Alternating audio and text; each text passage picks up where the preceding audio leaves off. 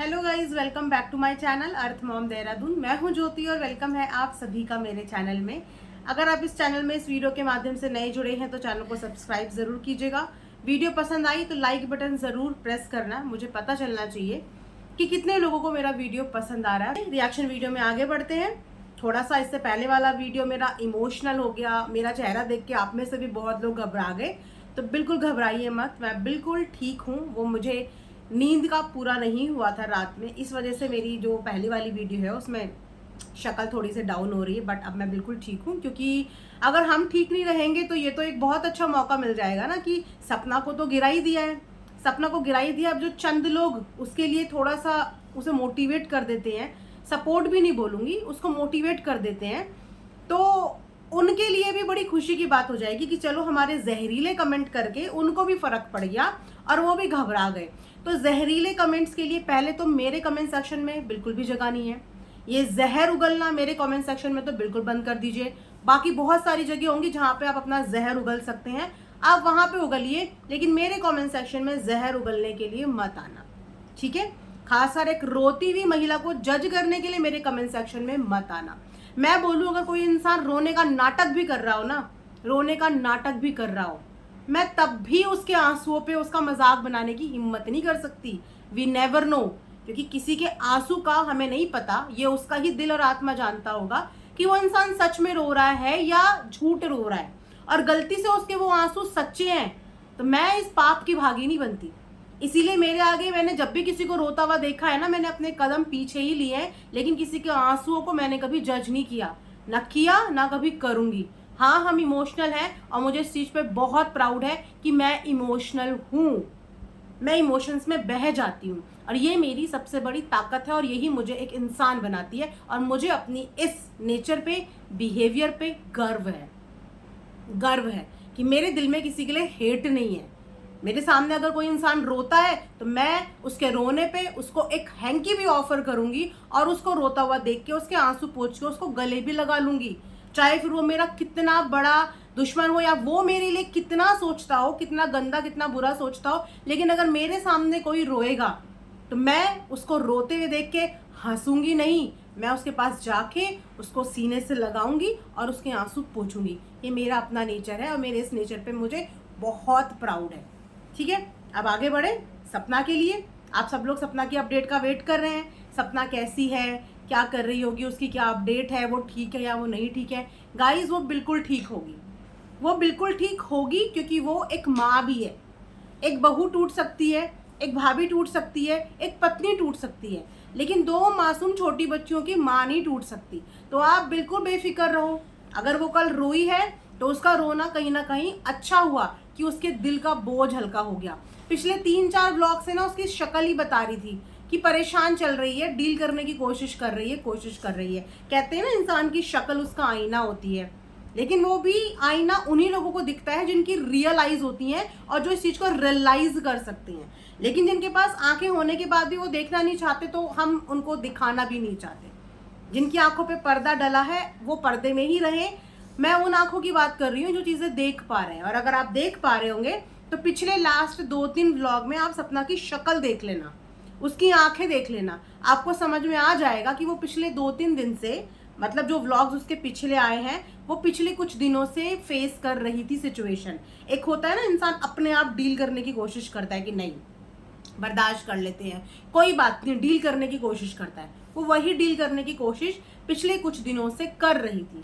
लेकिन एक emotional breakdown होता है इंसान का, जो कभी भी किसी भी वक्त और कहीं पे भी हो जाता है।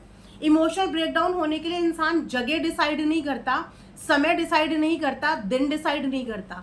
एक टाइम आता है जब सारे इमोशंस आपके ऊपर इतने हावी हो जाते हैं कि उसके बाद आप अपने इमोशंस चाहकर भी रोक नहीं पाते। उसके साथ वही हुआ, उसका इमोशनल ब्रेकडाउन हुआ, ठीक है। मैंने बोला था कल ही अपनी वीडियो में, और मुझे उसकी वीडियो देखने के बाद ही ये अंदाजा था कि जहाँ पे कुछ लोग इस वीडियो से कनेक्ट करेंगे वहाँ पे कुछ लोग इस वीडियो की स्क्रूटनी करेंगे। मैं बोलूँ, अगर इतनी स्क्रूटनी किसी अच्छे केस में हो जाए ना तो जाने कितने लोगों को इंसाफ मिल जाए। लेकिन नहीं, स्क्रूटनी करने के लिए भी स्पेशल कैमरे और स्पेशल दूरबीन उन लोगों की वीडियोस पे लाई जाती है इमोशनल ब्रेकग्राउंड शेयर कर रहे होते हैं। ऐसा क्या था उसकी वीडियो में कि उसकी वीडियो को इतना स्क्रूटनी करना पड़ गया, इतना स्क्रूटनी करना पड़ेगा। कुछ कमेंट्स हैं मेरे पास, अभी आगे चल के वो कमेंट्स मैं बकायदा लगाऊंगी भी, और मैं बहुत प्यार से अपनी बात रखूंगी, क्योंकि लड़ाई झगड़ा नफरत हेट ये मेरा बिल्कुल भी नेचर नहीं है। तो मैं उन कमेंट्स के जवाब दूंगी आप सबको, लेकिन अपने तरीके से जवाब दूंगी, ठीक है? क्योंकि सपना के लिए अगर जवाब भी दे दो ना तो भी पूरा का पूरा एक मुद्दा बना दिया जाता है, एक पूरा गैंग डेवलप हो जाता है उसके लिए, कि सपना के लिए बोलने वाले सपना भी ना रहे और सपना के लिए बोलने वाले लोग भी ना रहें। इस कदर हेट लोगों के तन बदन दिलो दिमाग में छाई हुई है भाई। इतना जहर उगलने आते हैं कमेंट सेक्शन में, तो सोचिए ना, हम जैसे नॉर्मल लोग इनके जहर वाले जहरीले कमेंट पढ़ के ऐसी हालत हो जाती है, तो जिस औरत के लिए बोल रहे होंगे वो ट्रिगर क्यों नहीं होगी? कभी ना कभी तो होगी। कब तक चुप रहेगी और क्यों चुप रहेगी? बात करते हैं कल की। उसने अपने बाल काट लिए, उसने बोला मैं डिप्रेशन में जा रही हूँ, तो डिप्रेशन को भी जज किया जा रहा है। ये किस तरीके का डिप्रेशन है? मैं बोलना चाहूंगी कि जो लोग एक कमेंट में डिप्रेशन की क्या बोलते हैं उसको डेफिनेशन बता रहे हैं, आप में से कितने लोग डिप्रेशन को सफर कर चुके हैं? डिप्रेशन की कितनी परिभाषा आप जानते हैं और कितने तरीके के डिप्रेशन आप जानते हैं? और आपको पर्सनली अभी तक कितनी बार डिप्रेशन हुआ है? कितनी बार डिप्रेशन हुआ है? डिप्रेशन मल्टीपल तरीके के होते हैं, मल्टीपल तरीके के।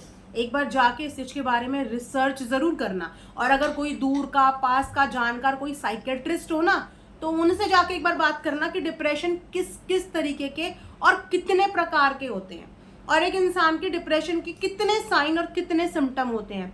जिस तरीके से हर एक प्रेगनेंसी एक जैसी नहीं होती, हर एक इंसान का बिहेवियर एक जैसा नहीं होता, हर एक इंसान की मानसिकता एक जैसी नहीं होती, उसी तरीके से हर किसी इंसान का डिप्रेशन एंजाइटी भी एक जैसी नहीं होती। सबकी एंजाइटी लेवल अलग होता है, सबके साइन और सिम्टम्स अलग होते हैं, सबका डिप्रेशन लेवल अलग होता है, और सबका अपने डिप्रेशन को डील करने का तरीका भी अलग होता है। कोई लोग डिप्रेशन में बहुत ज्यादा हंसते रहते हैं, कोई लोग डिप्रेशन में बहुत ज्यादा रोते रहते हैं, कोई लोग डिप्रेशन में शॉपिंग करते हैं अंधाधुन, कोई लोग डिप्रेशन में एक्सेस खाना खाते हैं, कोई डिप्रेशन में एक्सेस सो जाते हैं। बहुत तरीके होते हैं इंसान का डिप्रेशन को डील करने का। तो आप किसी एक एग्जाम्पल के तौर पे, या आपने जो एग्जाम्पल अपनी लाइफ में कभी देखा होगा, वो आप किसी के साथ कंपेयर नहीं कर सकते।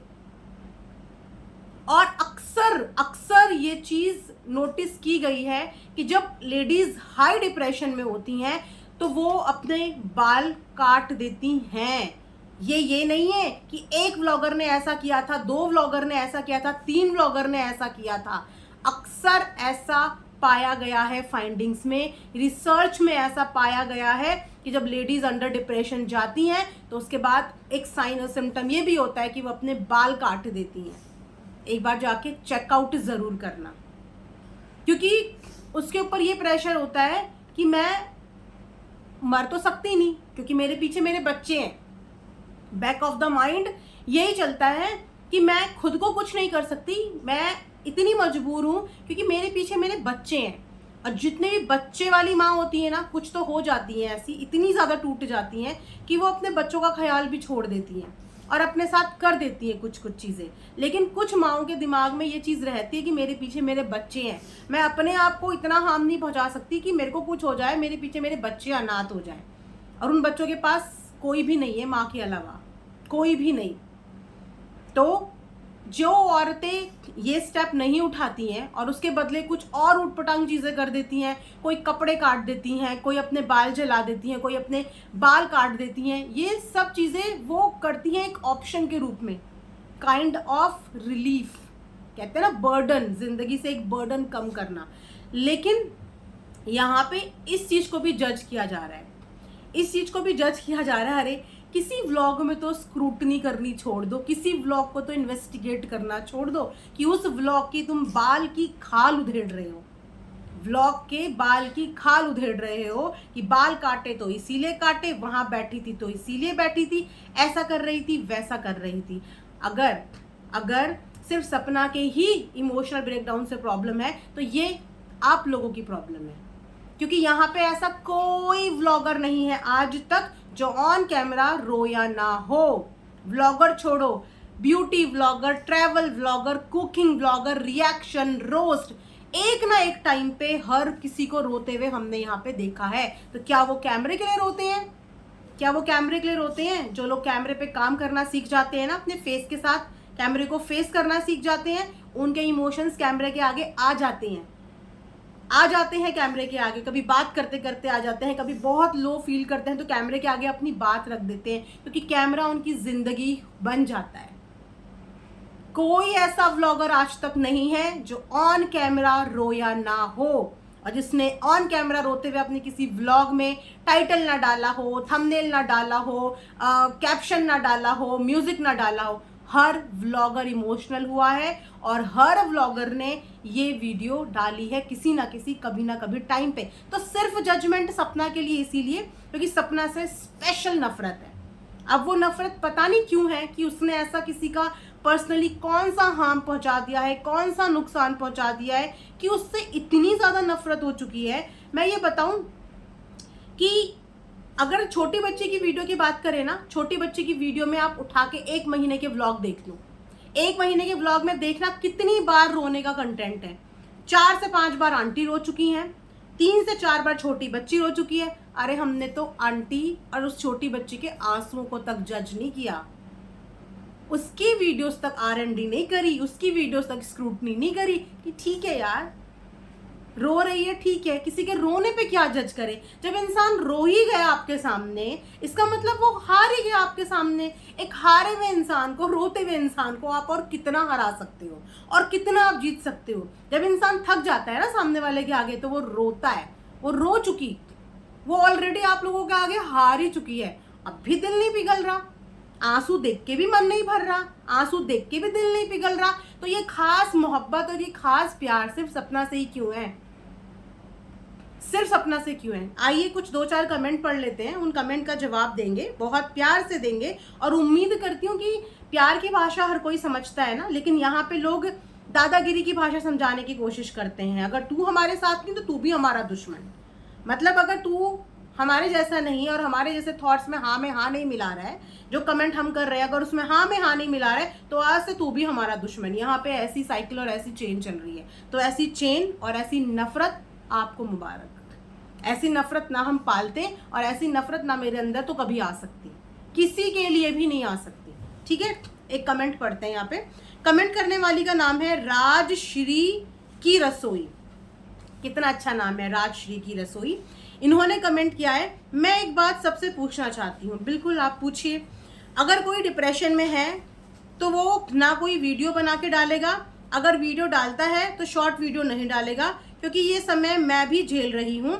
बट जो सपना कर रही है बस व्यूज़ के लिए, अभी 2 दिन पहले घर के काम करवाई, इतना डिप्रेशन में वो राजवीर के जाने के बाद भी नहीं थी, जब उसका सब कुछ खत्म हो गया था। तो मैम मैं आपसे बस इतना बोलूँगी कि होंगी डेफिनेटली आप भी डिप्रेशन में। जैसे कि मैंने बोला कि हर प्रेगनेंसी सेम नहीं होती मैम, उसी तरीके से हर किसी का डिप्रेशन से डील करने का तरीका, साइन और सिम्टम्स सेम नहीं होते हैं। आप एक व्लॉगर नहीं हो, लेकिन जो व्लॉगर हैं और इतने साल से व्लॉगिंग करते हैं, उनके लिए कैमरे पे अपने इमोशंस दिखाना कोई बहुत बड़ी बात नहीं है। वो इस चीज़ के यूज टू हो जाते हैं, वो कैमरे की लाइफ को एक्सेप्ट कर चुके होते हैं और कैमरा उनकी ज़िंदगी का एक हिस्सा बन चुके होते हैं। इसीलिए उनके लिए इतना मुश्किल नहीं होता वीडियो बनाना।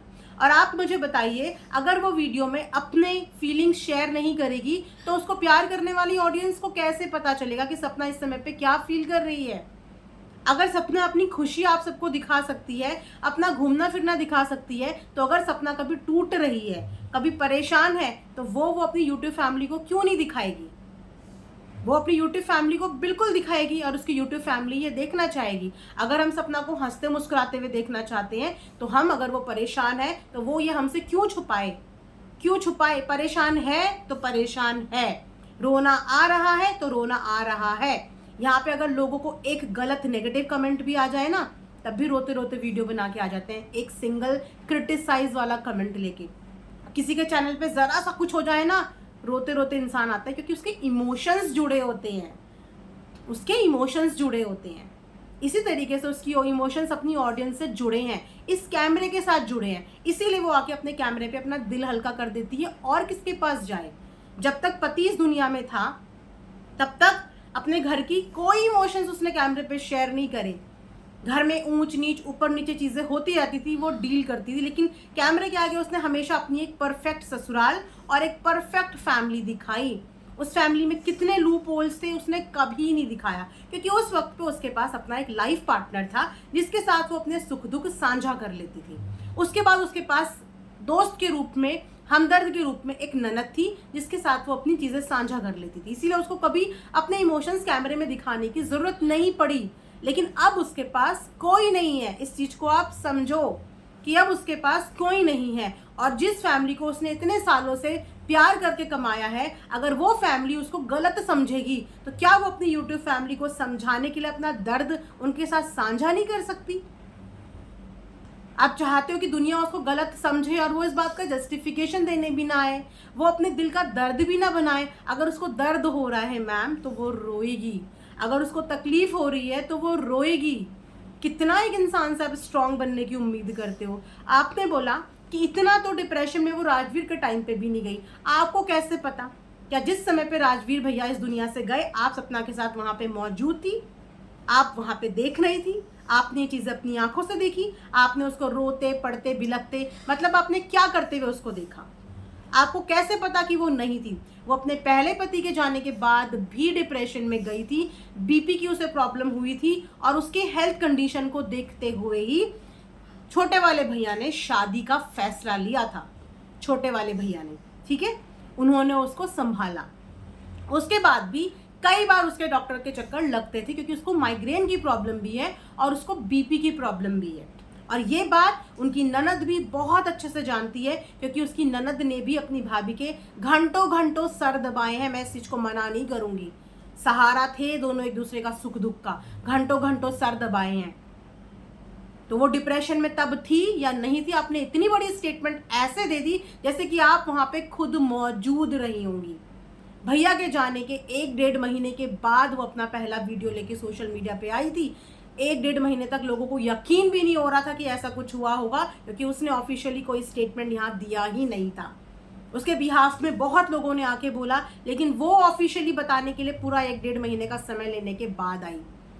कितनी आसानी से आपने बोल दिया कि इतना डिप्रेशन तो उसको राजवीर के टाइम पे भी नहीं था। सीरियसली कभी सोचा है? अपने घर का एक पेट भी कभी एक्सपायर हो जाता है ना, तो इंसान उस दुख से निकलने के लिए भी सालों साल लग जाते हैं। यहाँ तो पति था, सुहाग एक पत्नी का, वो भी दूसरी बार। छोटी सी बच्ची दोबारा गोद में छोड़ के वो आदमी चला गया। आप कह रहे हो कि वो डिप्रेशन में नहीं थी? उसकी जो हालत थी वो सिर्फ वो जानती होगी और वहां पे मौजूद वो लोग जानते होंगे कि वो किस कोने में, किस जगह पे, किस हालत में कितने दिन तक पड़ी हुई थी, कितने दिन तक वो पड़ी हुई थी। दूध मुंही बच्ची थी उसके पास उस समय पे, मदर फीड पे वो बच्ची थी। क्या हालत उस समय पे हुई होगी ये आपको जब पता ही नहीं और आपने अपनी आंखों से देखा ही नहीं, तो आपने ये बात कैसे बोल दी कि वो उस समय पे भी डिप्रेशन में नहीं थी जितनी वो आज है? आज उसका डिप्रेशन एक धोखा है, एक धोखा जिस धोखे से वो आगे नहीं बढ़ पा रही है। उसको पल पल वो धोखा याद आ रहा है, क्योंकि उसकी एक्सपेक्टेशंस हर्ट हुई हैं। एक इंसान जिसकी चोट पे चोट, चोट पे चोट और चोट पे चोट लगे, आप उससे और क्या उम्मीद करोगे? एक नॉर्मल इंसान के अंदर आज की डेट में इतना सा पेशेंस नहीं है। किसी को एक लाइन बोल के तो देखो, लड़ने के लिए आ जाते हैं लोग। यहाँ रियल लाइफ में छोड़ दो, सोशल मीडिया पे एक इनडायरेक्ट लाइन बोल के देखो कैसे लड़ने के लिए आते हैं। ये है पेशेंस लेवल यहाँ लोगों का, ये है पेशेंस लेवल आज की जनरेशन का, कि अगर आप उनको एक लाइन भी बोल दो ना, भले ही वो लाइन आप प्यार से बोल दो, उसके बदले में वो आपको पता नहीं कितनी गंदी लाइनें बोलने आ जाएंगे। ये पेशेंस लेवल है। और उस जगह पे सपना से इतनी हाईली एक्सपेक्टेशंस रखी जाती हैं कि हमारी तरफ से हम कुछ भी बोलें, कुछ भी लिखें, लेकिन ये लड़की ना तो रिएक्ट करे, ना ये लड़की रोती हुई आए, ना रिएक्ट करे ना रोती हुई आए। ऐसा कैसे? ये सारे भेदभाव और ये सारी कैटेगरी सिर्फ सपना के लिए, सारे रूल्स एंड रेगुलेशंस उसके ही इमोशंस के लिए क्यों बनाए हैं? वो कोई एक्सेप्शनल व्लॉगर नहीं है जो रोती हुई आई है, कोई एक्सेप्शनल व्लॉगर नहीं है। बहुत लोग यहाँ पे रोते हुए आए हैं, बहुत लोग आए हैं रोते हुए, लेकिन सिर्फ उसके आंसुओं को जज किया जा रहा है। और उसके आंसुओं को जज भी इसलिए किया जा रहा है क्योंकि जो जज कर रहे हैं जो लिख रहे हैं वो नफरत से भरे हुए हैं। अब उनकी नफरत इस लेवल की हो सकती है, ये मैं सोच भी नहीं सकती। जिस इंसान को हम जानते नहीं, जिसके साथ हमने कभी समय स्पेंड नहीं किया, जिसको हम सिर्फ एक स्क्रीन के माध्यम से जानते हैं, हम उसके लिए इतनी नफरत ला कैसे सकते हैं? जिन लोगों को हम सिर्फ स्क्रीन के माध्यम से जानते हैं, उन लोगों की जिंदगी हमने जी नहीं, उनके साथ हम कभी रहे नहीं, हम उनके लिए इतनी नफरत कैसे पाल सकते हैं?